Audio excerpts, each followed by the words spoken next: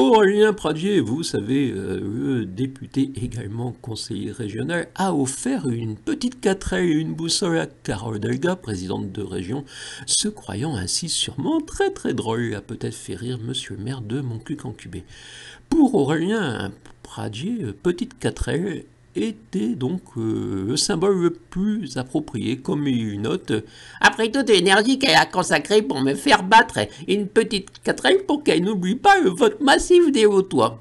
Le vote massif des Hautois, c'est 26,56% au premier tour, c'est du massif, hein, et 35,16% au deuxième, quand il n'y avait plus qu'une candidate de la France insoumise comme adversaire.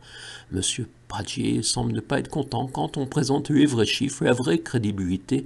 La vraie crédibilité, c'est celle naturellement du pourcentage par rapport aux inscrits, et celle de monsieur Pradier n'est pas massive, mais elle est de 26%. Si, soit un quart, à peu près un quart et des miettes. S'il y avait eu la possibilité de candidature citoyenne, la mienne par exemple dans cette circonscription, M. Pradier ne serait sûrement plus député. Mais Mme Delga et M. Pradier semblent d'accord sur un sujet, au moins, les élections doivent être confisquées par les partis. Une petite 4L, pour moi, c'est le symbole de la pollution du tout bagnole. Et une boussole, oui, M. Pradier a offert une boussole à sa présidente de région en séance, qui semble officielle d'après sa photo. Oui, il est payé pour, durant son temps de parole, essayer d'attirer l'attention des médias avec sa communication.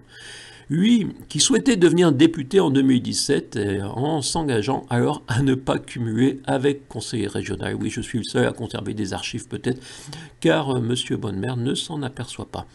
Monsieur Pradier justifie sa boussole avec « elle qui a perdu au soir du premier tour en appelant à voter Mélenchon ».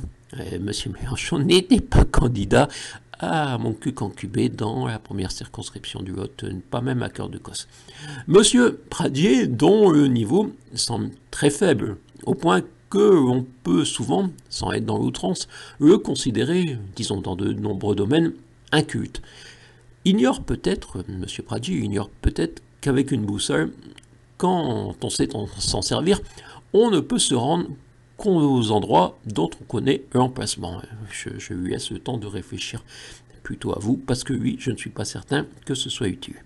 Carole Delga a eu l'intelligence de répliquer en lui offrant un nez rouge de clown, une référence explicite à un tweet. Aurélien Pradier et sa vie carcinoise et leur dépêche du midi n'en ont pas causé.